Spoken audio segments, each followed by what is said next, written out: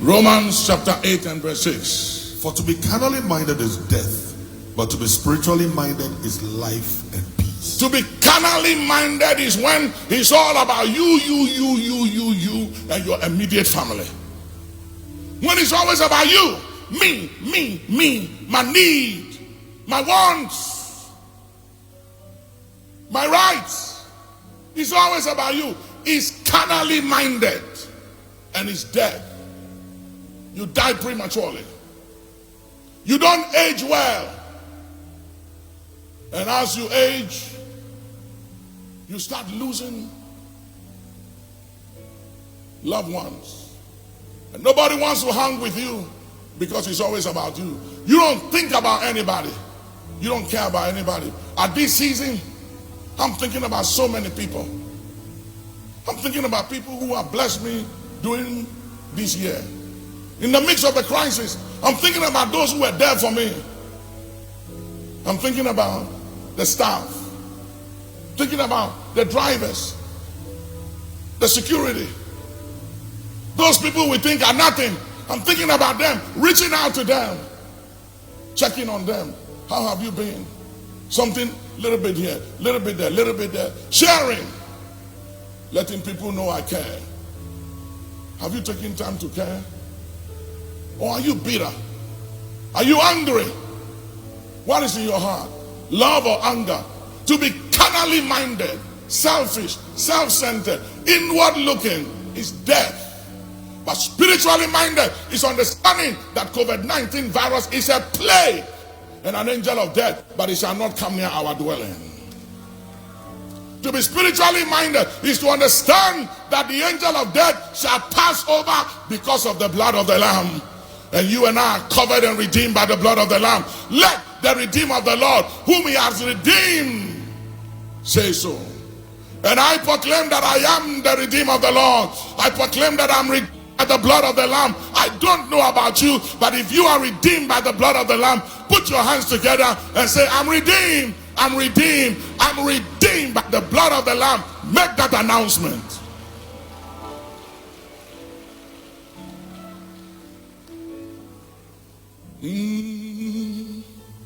And what can wash away my sin?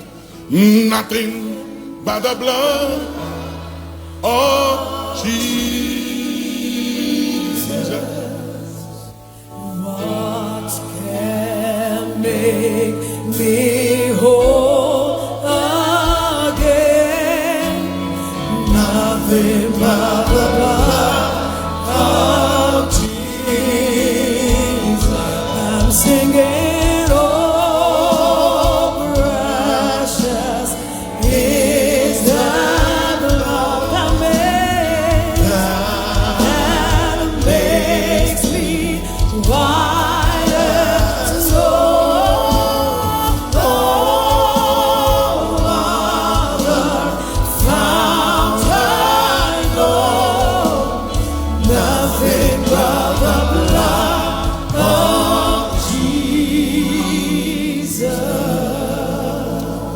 You know, when we did the Joy Experience, we had almost about 40 kids that were performing. And Rosa and I were sitting there, and the way they were dancing and acting and touching one another, I said, oh God, I believe that this time around my faith is being tested. This is a test of my faith, Lord. These are my kids. I love them like my own. So I said, call Dr. Ramansa to get them, all of them, medications immediately. Put them all on the different protocols that is required immediately. And I said, and I want them all tested immediately. So I said, nobody goes home. I want every one of you tested. And I want everybody's information. So I got them all tested, 40 of them all tested. And I said, call Dr. Ramansa, get them all medications immediately. And I said to Rosa, I have faith, but my faith is being tested. It's on the great test, because not one of these kids must be sick. And you know what? You won't believe this. The report came yesterday, and all of them negative.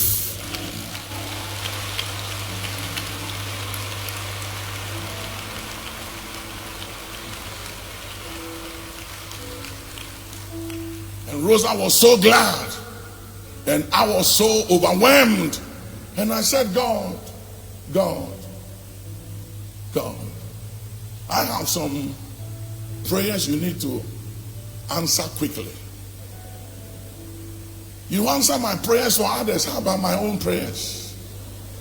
I have some personal prayers, my children, and some people close to me. I have some prayers I'm praying on.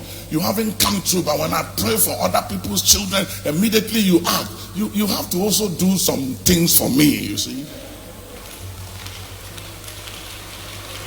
It's amazing. And I'm so glad. I'm so glad because some of the reports they call you and say, this is negative, but this is positive, this is positive. And then we test them again and they are still positive. And this one, not one. And they went through different things before they brought it and said, all of them are negative. I said, God and God alone. Because I love these kids. They are like my own. Because they are children of my own children. They are my grandkids. I love them. But when you see these kind of things, and you hear this kind, if it doesn't humble you, then something is wrong with you. If you are still prideful and arrogant, and still walking around offended and hurt, and talking about your rights, I don't know what you are made of. Lekudavis, Woasiando Safada, Wakadilan Sitalahan, Bileikitili Uhun Sifan, Wagandala Gisitili Kriposti Satos. I don't know what you are made of. If after all this God does, it's not enough, what else? What again? What does it take?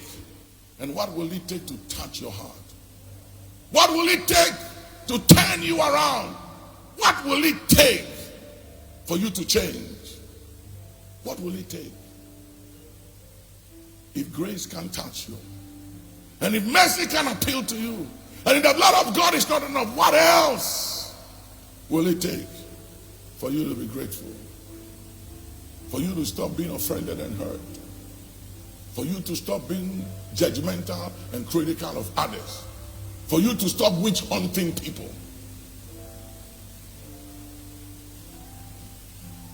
Today Google can Google anything. Yeah.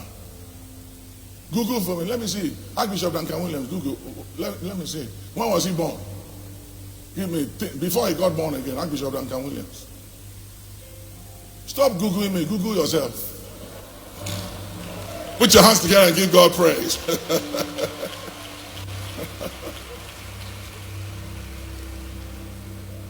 Okay, let me finish. Philippians 4, 6-7. Be careful for nothing, but in everything by prayer and supplication. In everything. Stop worrying. Stop worrying. Stop the worrying. Stop being anxious over everything. Stop being uptight over everything. Hear me. I always tell Rose, I say, let me tell you something. I've come to this conclusion. Whenever I face a situation that I can't make sense of, and I can't fix it myself, I leave it in God's hands. When I can't fix it, do anything about it, no maneuvering can fix it, I just say, Lord, I say, Father, it is in your hands. It is in your hands. And I am confident that it will end in a testimony because it is in your hands. Stop being uptight over everything.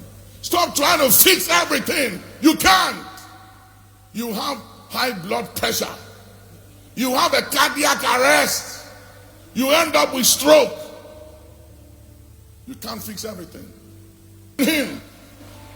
Don't try to fix everything. You can't. You can't. You can't fix everything. Leave it in his hand. Leave in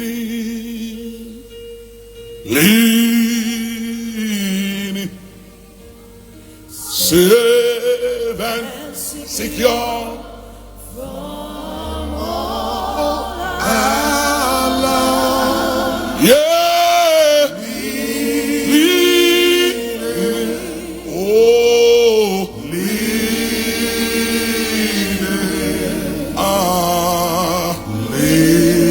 Leaning on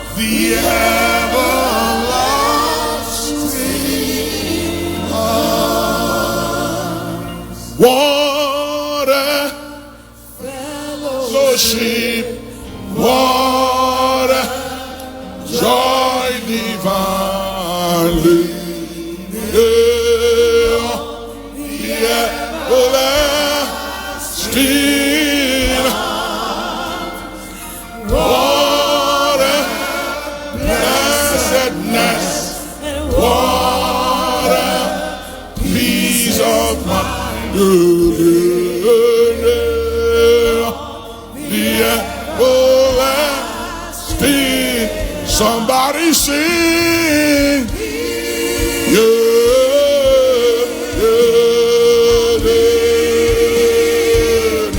Somebody sing, sing, secure. Lift up your hands and sing it now.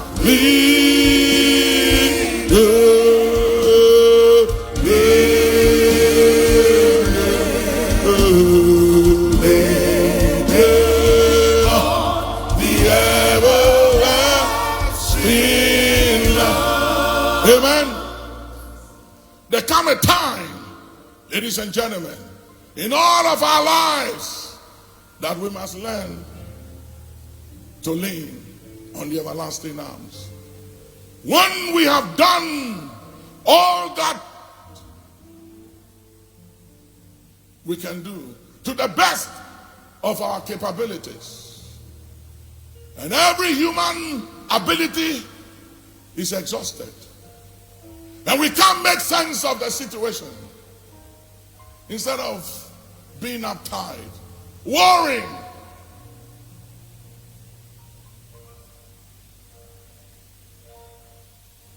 about everything, lean on the everlasting arms. Lean on the everlasting arms. And I know it's tough. I know some of you are saying, Papa, you don't understand. Yes, I don't. But I do. Because I deal with things you deal with. I am not exempted from the things you deal with. I go through the same things. Lord Almighty, you talk about storms, talk about challenges and families, situation and crisis. I know what it means. I'm praying for others, and I'm seeing results, and I'm praying about mine. And I say, God, when am I going to see changes? And yet I have to still believe. I had to lean. And I said to her, I said, Lord, I am not embarrassed. I'm not embarrassed, because sometimes you can believe and sometimes it looks very embarrassing. Yeah. Sometimes you rise and you fall, and one minute you think you have it together, and another minute you are not sure of what's going on. And sometimes it's embarrassing. But you got to learn to still lean on the everlasting arm and obtain renewed mercies. You got to learn how to wake up every morning and say, Lord, today is another day. I appeal for new mercy. And I'm not embarrassed to say, Lord, I have need of new mercy. I'm never embarrassed to say, Lord, I need new mercy.